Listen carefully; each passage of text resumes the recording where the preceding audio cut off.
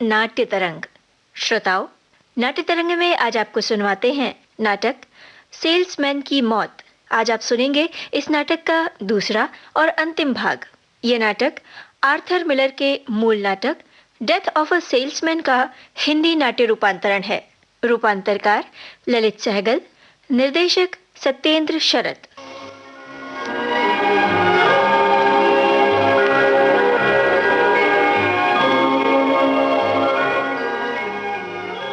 तुम्हारे साथ दिक्कत ये रही कि तुमने कभी लोगों को खुश करने की कोशिश नहीं की। तुम लिफ्ट में मस्करों की तरह सीटियां बजाते रहते थे।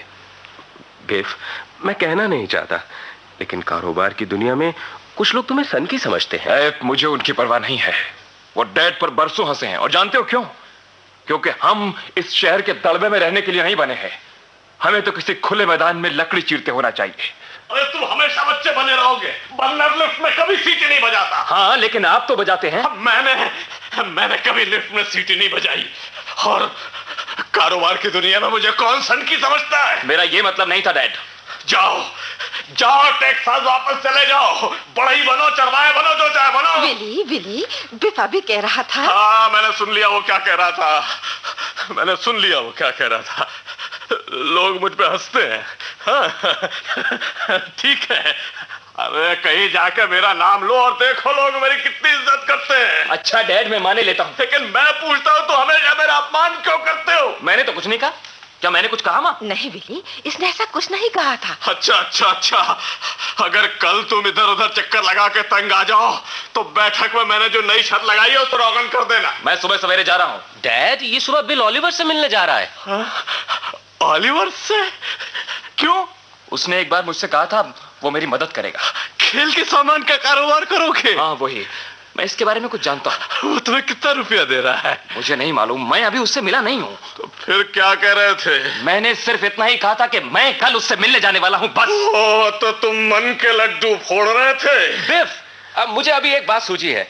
हम बास्केटबॉल के खिलाड़ियों की 2 टीमें बनाएंगे। Loman brothers. हम एक दूसरे के मुकाबले में खेलें। 2 भाई आमने सामने, समझ गए? लाख टके की बात है ना। अब फिर हम खेल का सामान भी आसानी से बेच सकेंगे। सचमुच लाख टके की बात। और बेफ, मजा ये कि खेल का खेल और काम का काम। हाँ, ये तुम दोनों अगर चाहो तो मिलकर सारी दुनिया जीत सकते हो। मैं कल ओलिवर से मिलूंगा। हाँ, अगर ओलिवर से मिलने जाओ ना तो बढ़िया सूट पहन के जाना। सुनो, कम से कम बात करना, मजाक बिल्कुल नहीं। मुझे तुम बच्चों का भविष्य उज्जवल दिखाई दे रहा है। मेरा ख्याल है तुम्हारे मुसीबतों के दिन अब पूरे हो गए। $15,000 से कम मत मांगना। अच्छा डैड। देखा भी, जो ही तुमने उन्हें उम्मीद दिलाई वो कितने मीठे हो गए। माँ भी क्या चीज है। इन्हें बनाने के बाद भगवान ने वो सांचा ही तोड़ डाला। हाँ, माँ के बाल सफेद हो गए हैं, वो बूढ़ी हो गई हैं। सुनो, मैं कल ओलिवर से मिलने जाऊंगा।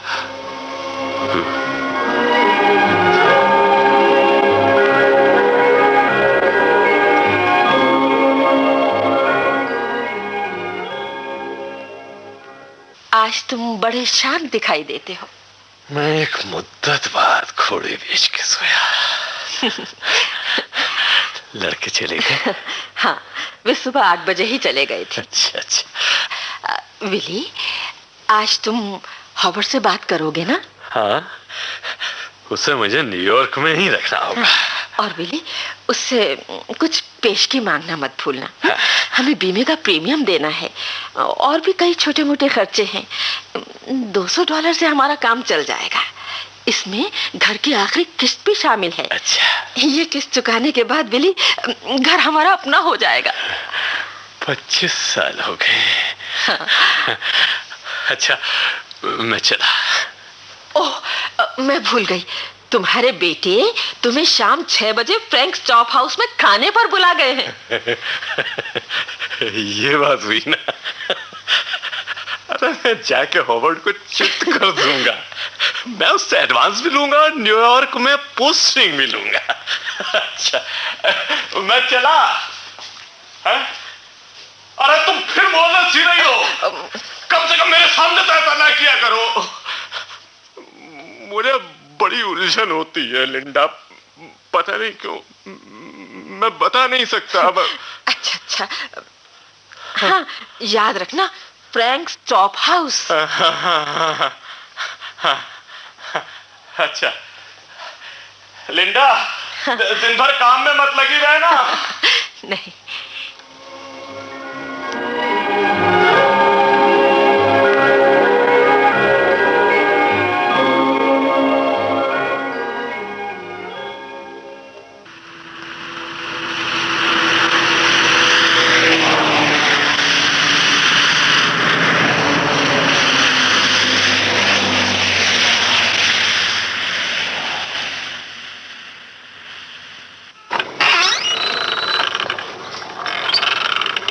हेलो विली, आ जाओ। हॉवर्ड, मैं तुमसे एक आध बात करना चाहता हूँ। लेकिन तुम्हें तो इस वक्त बॉस्टन में होना चाहिए था। मैं तुमसे यही बात करने आया हूँ। कहो। देखो, मैं तुम्हें सच सच बताता हूँ हॉवर्ड, मैंने ये फैसला किया है कि अब मैं बाहर दौरे पे नहीं जाऊंगा। नहीं जाओगे? तो फिर तुम करोगे क्या? याद है बड़े दिनों में तुमने कहा था कि तुम यहाँ शहर में मेरे लिए कोई जगह पक्की कर लोगे। हाँ हाँ, लेकिन मैं तुम्हारे लिए ऐसा नहीं कर सका। हॉवर्ड, मेरे दोनों बेटे बड़े हो चुके हैं। देखो, मुझे अब ज्यादा पैसे की जरूरत नहीं है। बस अगर मैं हफ्ते में $65 घर ले जा सकूं ना तो काफी होंगे। ये ठीक है विली, लेकिन मैं तुम्हें बताता हूँ हॉवर्ड, मैं देखो, ये बात हम दोनों के बीच ही रहे। जानते हो, मैं कुछ थक गया हूँ। मैं समझता हूँ विली, पर हमारे यहाँ पहले ही 6 सेल्समैन हैं। हॉवर्ड, मैं इस फर्म में तब से हूँ जब तुम्हारे पिता यहाँ तुम्हें अपनी गोदी में खिलाया करते थे। मुझे मालूम है विली, लेकिन विली, तुम्हारी यहाँ कोई जगह है ही नहीं। होती तो मैं तुम्हें फौरन लगा देता। हॉवर्ड, मुझे अपनी जरूरत के लिए हफ्ते में $50 चाहिए और बस। पर मैं तुम्हें कहाँ लगाऊं? सुनो हॉवर्ड, जब मैं 18-19 साल का था ना, तो मेरी मुलाकात एक 84 साल के सेल्समैन से हुई थी। वो बूढ़ा सेल्समैन अपने होटल के कमरे में बैठा बैठा फोन उठाता था और दुकानदारों को माल बेचता था। और जानते हो, जब वो मरा ना, और वो बोस्टन जाते हुए सेल्समैन की मौत मरा था, तो सैकड़ों सेल्समैन और सैकड़ों दुकानदार उसके जनाजे में शामिल हुए थे। हॉवर्ड, उन दिनों इस काम में शान थी, इज्जत थी, दोस्ताना था। आज कुछ नहीं है। मेरा मतलब समझ गए हो ना हॉवर्ड? लोग अब मुझे पहचानते तक नहीं है। यही बात है विली।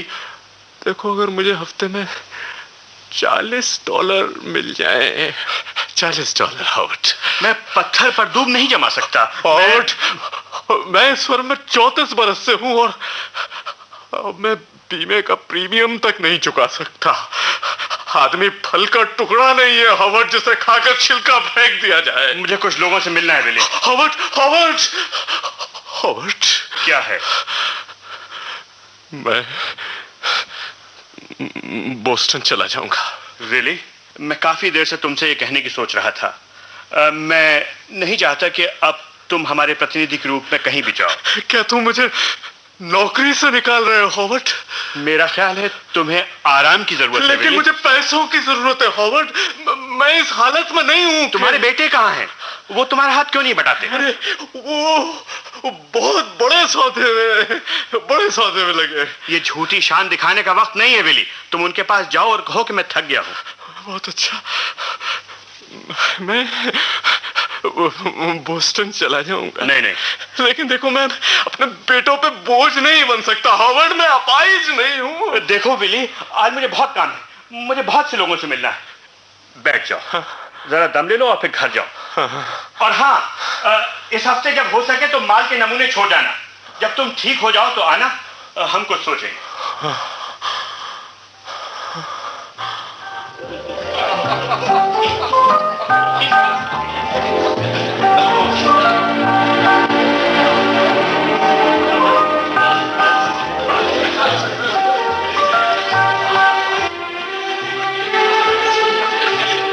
अरे आओ आओ।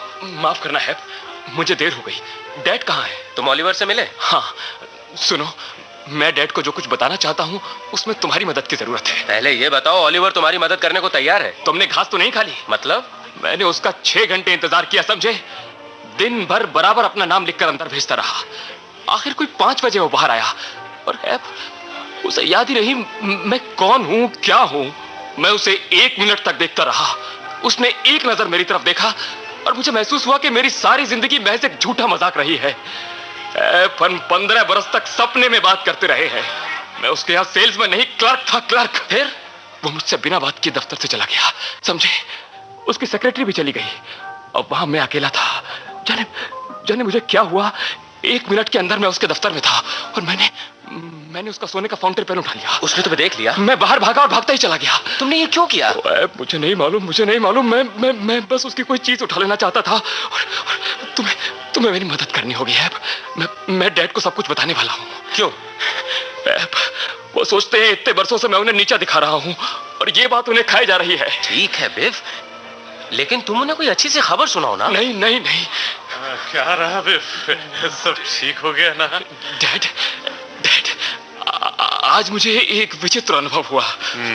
मैं आपको शुरू से आखिर तक सब कुछ बताता हूँ। आज का दिन बहुत ही अजीब रहा। मुझे ओलिवर का काफी इंतजार करना पड़ा। असल में सारा दिन है। डैड, किसने ये कहा था कि मैं ओलिवर के यहाँ सेल्समैन था? नहीं डैड, मैं क्लर्क था। देखो, बीते दिनों की किस्सों में मेरी कोई दिलचस्पी नहीं है बेटे, क्योंकि जंगल में आग लग रही है, समझे? चारों तरफ बड़ी बड़ी लपटें उठ रही हैं। वो आज मुझे हॉवर्ड के यहाँ से जवाब मिल गया है। क्या? कैसे? मेरी नौकरी छूट गई है। हाँ बेटे, और मैं तुम्हारी माँ को बताने के लिए किसी अच्छी सी खबर की तलाश में हूँ बेटा। उस औरत ने बहुत दुख सहा है। अब बताओ, तुम्हें मुझसे क्या कहना है? तुम ओलिवर से मिले? हाँ, मैं उससे मिला, लेकिन हॉवर्ड ने आपको निकाला क्यों? ओलिवर ने तुम्हारी कैसी आवभगत की? हॉवर्ड आपको कमीशन पर भी काम नहीं करने देगा। मुझे छुट्टी मिल गई।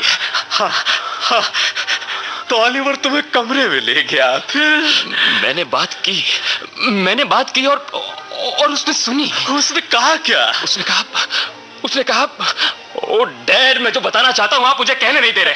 अच्छा, बताओ क्या हुआ? मैं इनसे बात नहीं कर सकता। मैं बात नहीं कर सकता इनसे।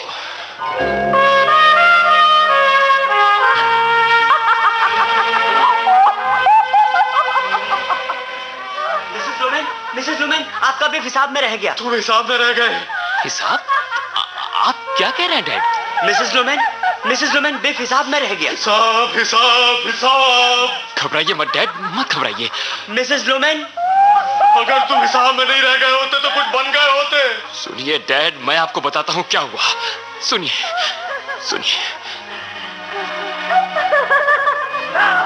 मिसेस लुमेन, बिल हिसाब में रह गया। नहीं। मिस्टर बर्नबाउम ने उसे फेल कर दिया। अब स्कूल वाले उसे पास नहीं करेंगे। वो ग्रैंड सेंट्रल गया है। Grand central? तुम्हारा मतलब वो बॉस्टन गया है? क्या विली अंकल बोस्टन में है? हाँ, तुम्हारे विली अंकल माल बेचने बॉस्टन गए हुए हैं। ओह बेचारा बिफ।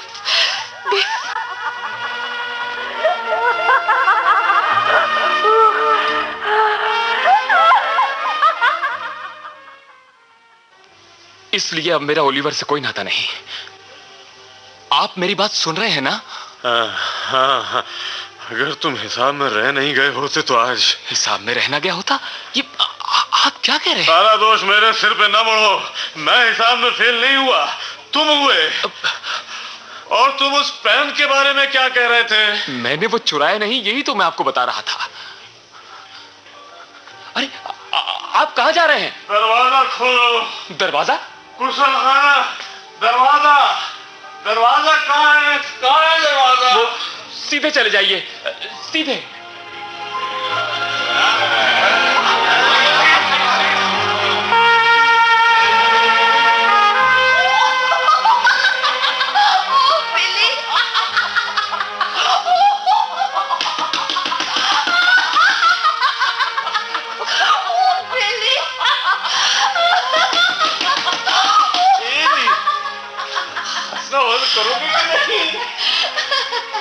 देखोगे नहीं दरवाजे पर कौन है? वो सारे होटल को जगा देगा विली। अरे मैं किसी की राह नहीं देख रहा, मैंने सब किसी को मिलने के लिए नहीं बुलाया। देख लो कौन दरवाजा खटखटा रहा है। कोई भी हो, गलत दरवाजा खटखटा रहा है। हो सकता है होटल में आग लग गई हो। नहीं नहीं, तो फिर उससे इतना ही कह दो न विली कि वो यहाँ से चला जाए। बाहर कोई नहीं है। बाहर कोई है विली, और इससे मुझे घबराहट हो रही है। अच्छा, अरे ऐसा करो, तुम गुस्साखाने में चले जाओ। जाओ ना, ओहो जाओ। अरे देखो बाहर मत आना, आग वाग कुछ नहीं है, जाओ। ओ जाओ ना।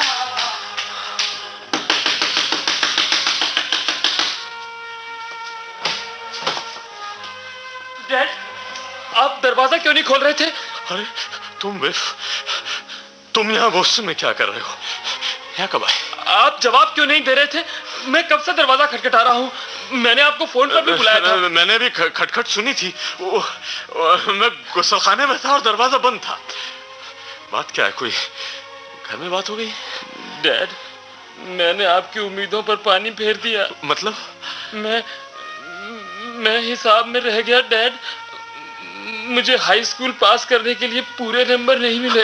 बर्नर्ड ने तुम्हें सवालों के हल नहीं बताए थे? बताए थे, लेकिन मुझे सिर्फ 61 नंबर मिले। और वो तुम्हें 4 नंबर और नहीं देंगे? नहीं, बन बॉम ने साफ मना कर दिया है। मैंने उससे विनती की, लेकिन वो मेरे नंबर नहीं बढ़ा रहा है। अब आपको स्कूल बंद होने से पहले उससे बात करनी है।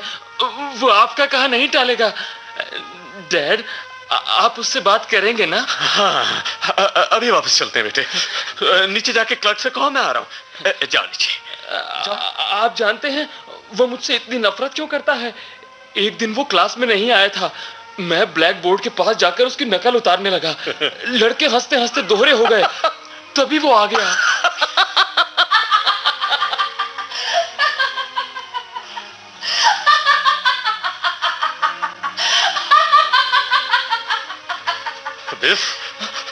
जल्दी से जाओ नीचे। डैड, अंदर कोई है? नहीं तो।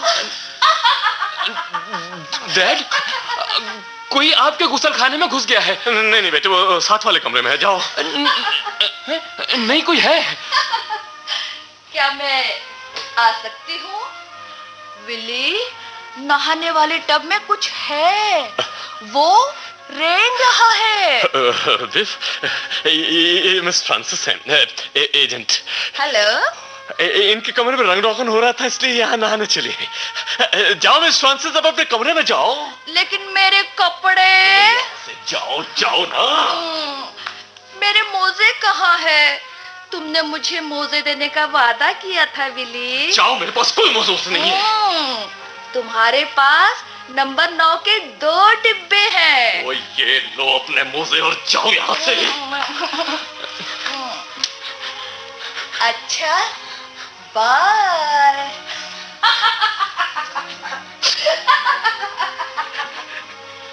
अच्छा, अब चले बेटे। सुबह सबसे पहले मैं स्कूल जाऊंगा। सुनो, अलमारी से मेरे सूट निकाल लाओ। क्या बात है? क्या बात है? अरे बेटे, वो औरत एक कंपनी में एजेंट है। वो नीचे हॉल में रहती है, समझे? वहां रोगन हो रहा है। तुम कोई गलत तो नहीं समझ बैठे? बेटे, जब तुम बड़े हो जाओगे ना तो ये सब समझ जाओगे। देखो बेटे, ऐसी बातों को ज्यादा तूल नहीं देना चाहिए। सुनो, मैं सुबह सबसे पहले बर्नबाउम से मिलूंगा। रहने दीजिए, वो आपकी कोई बात नहीं सुनेगा। वो जरूर सुनेगा बेटे।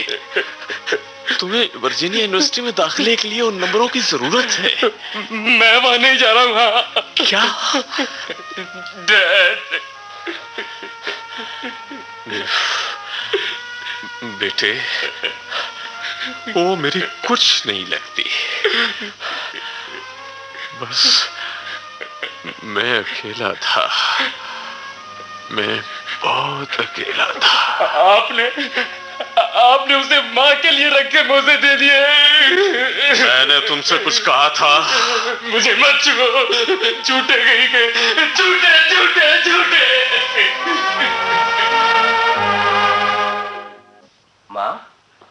माँ, तुम क्या कर रही हो? डैड कहाँ हैं? सो रहे हैं? कहाँ थे तुम दोनों? माँ, 2 लड़कियां मिल गई थी, हम उनके साथ चले गए थे। तुम्हें अपने बाप के जीने मरने की चिंता नहीं है? कौन मर रहा है माँ? मेरी नजरों से दूर हो जाओ। मैं डैड से मिलना चाहता हूँ। तुम उनके पास नहीं जा सकते। वो है कहाँ? तुम उन्हें खाने पर बुलाते हो, वो दिन भर खुशी में डूबे रहते हैं, और फिर तुम उन्हें रेस्तरां में अकेला छोड़कर भाग जाते हो। निकल जाओ यहाँ से। माँ, देखो माँ। क्या आज ही तुम्हें उन लड़कियों के साथ जाना था? निकल जाओ इस घर से, यहाँ फिर कदम मत रखना। मैं अब उन पर तुम्हारी परछाई भी नहीं पड़ने देना चाहती। आज जो तुमने उनके साथ किया है, ऐसा तो कोई दुश्मन भी नहीं करता। उन्होंने यही बताया है आपको? उन्हें कुछ कहने की जरूरत नहीं पड़ी। वे इतने टूटे थे कि जब यहाँ आए तो लड़खड़ा से रहे थे। मुझे डैड से बात करनी है माँ। कहाँ है वो? नहीं, तुम उनके पास नहीं जा सकते। ठीक माँ, मैंने फैसला कर लिया है। मैं जा रहा हूँ और अब मैं कोई चिट्ठी पत्र नहीं लिखूंगा। हाँ, यही ठीक है बिफ। तुम लोग कभी मिलजुल कर नहीं रह पाओगे। अगर लोग पूछे मैं कहाँ हूँ और क्या कर रहा हूँ तो आप कह दें हमें मालूम नहीं। बहन के बारे में कुछ कहने की जरूरत नहीं है। डैड, आप कभी नहीं देखेंगे कि मैं क्या हूँ, इसलिए बहस करने से अब कोई फायदा नहीं है। अगर मुझे कहीं से गड़ा खजाना हाथ लग गया तो मैं आपको चेक भेज दूंगा। ये मत सोचना कि मुझे मालूम नहीं है। मैं जानता हूँ तुम मेरे साथ दुश्मनी निकाल रहे हो। बहुत अच्छा। झूठे, आओ तो इस रबड़ की नली को सामने रखकर देखें। पागलपन मत करो बेफाइल, जिसे यहाँ रहने दो, इसे कोई हाथ न लगाए। ये क्या है? आप अच्छी तरह जानते हैं कि ये क्या है। मैंने ये नली कभी नहीं देखी। तो फिर इसे तहखाने में चूहे ले गए? आप समझते थे आत्महत्या करके आप शहीद कहलाएंगे? अरे किसी के मन में आपके लिए इतनी सी भी दया नहीं जागेगी डैड। सुनी लिंडा, सुनी तुमने सपोली की बात? सुनिए डैड, सच सुनिए। आप क्या है और मैं क्या हूँ? बंद करो ये सब। ओहो, अब खत्म भी करो। ये आदमी नहीं जानता हम कौन है। हमने इस घर में कभी 10 मिनट भी सच नहीं बोला है। डैड, अब सुनिए मैं कौन हूँ। मैं तुम्हें जानता हूँ। आप जानते हैं 3 महीने तक मेरा पता ठिकाना क्यों नहीं था? मैंने कैंसास शहर में एक सूट चुरा लिया था और मैं जेल में था। और रोना बंद करो माँ। ये किसका कसूर है? आपने मेरा दिमाग आसमान पर चढ़ा रखा था, इसलिए मैंने कभी किसी की बात नहीं सही। आज जब मैं अपने हाथ में पेन लिए भाग रहा था तो अचानक रुक गया। मैंने पेन की तरफ देखा और अपने आप से कहा, मैं इसे क्यों लिए हुआ हूँ? मैं वो बनने की कोशिश क्यों कर रहा हूँ जो मैं नहीं होना चाहता? मैं नौकरी की भीख मांगने इस दफ्तर में क्यों खड़ा हूँ? मुझे तो बाहर किसी खुले मैदान में होना चाहिए। तुम्हारी जिंदगी का रास्ता बिल्कुल खुला है। डैड, मैं एक मामूली आदमी हूँ और इसी तरह आप भी हैं। मैं मामूली आदमी नहीं हूँ, मैं विली लोवेन हूँ और तुम बिफ लोवेन हो। मैं लोगों का नेता नहीं हूँ और ना आप हैं। मेरे घंटे भर की कीमत $1 है। $1, समझे मेरा मतलब? मैं आपको इनाम लेकर घर नहीं आ रहा हूँ और आपको उसकी आशा छोड़ देनी चाहिए। दुष्ट मुझे नीचे दिखाना चाहता है। डैड, मैं कुछ नहीं हूँ, डैड, मैं कुछ नहीं हूँ। क्या आप समझ नहीं सकते? मैं आपको बिल्कुल नीचे नहीं दिखा रहा हूँ। मैं बस वही हूँ जो मैं हूँ, जो मैं हूँ, जो मैं हूँ, जो मैं हूँ।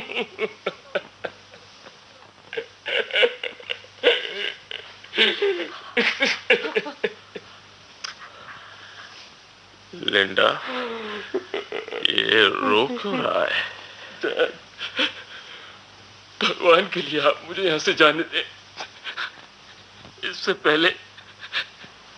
पहले कि कुछ हो, आप उस झूठे सपने को तोड़कर जला दे डैड। लिंडा, क्या ये अजीब नहीं? वो मुझे चाहता है। वो तुम्हें प्यार करता है विली। हमेशा से डैड। मुझे प्यार करता है। वो मेरे सामने रोया। वो मेरे सामने रोया। हाँ, ये लड़का एक न एक दिन जरूर ऊंचा उठेगा, जरूर ऊंचा उठेगा।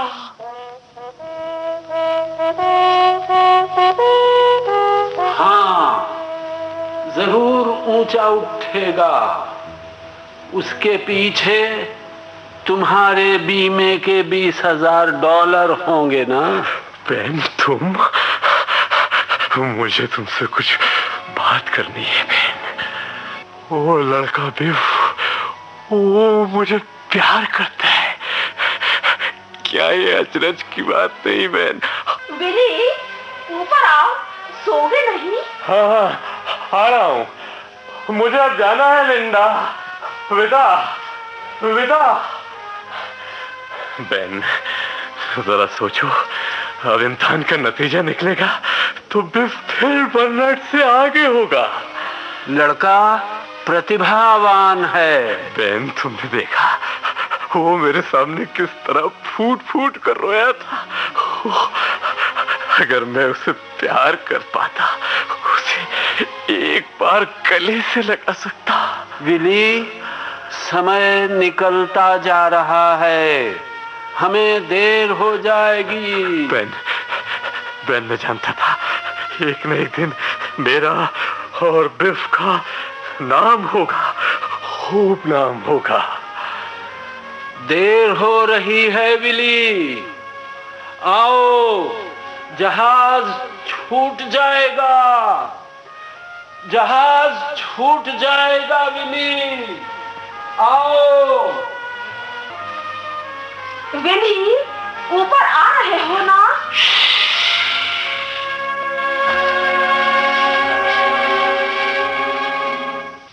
विली, विली, विली, जवाब क्यों नहीं देते? Willy, Willy. डैड, आप कार लेकर कहां जा रहे हैं? Dad, dad.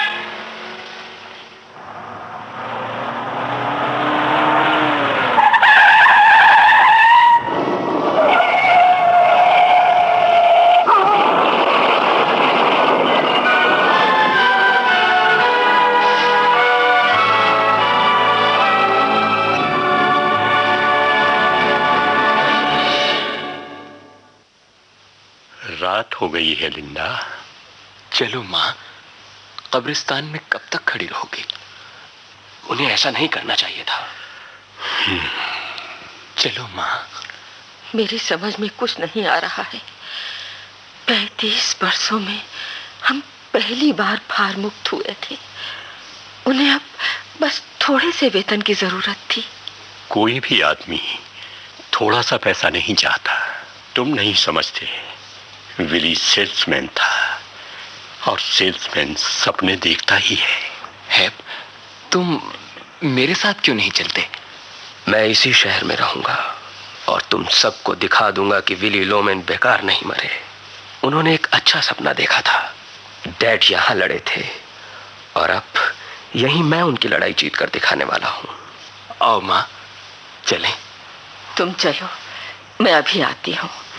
मुझे उन्हें कभी विदा कहने का मौका नहीं मिला। अच्छा माँ। विली, मुझे माफ कर देना। मैं रो नहीं पा रही हूँ। ये तुमने क्या किया? विली, ये तुमने क्यों किया? मैं समझने की कोशिश करती हूँ मगर समझ नहीं पाती। विली, विली, आज मैंने घर की आखिरी किस्त भी चुका दी है। आज अपने घर में कोई नहीं होगा, कोई नहीं होगा। विली, अब हम मुक्त हैं, हम मुक्त हैं।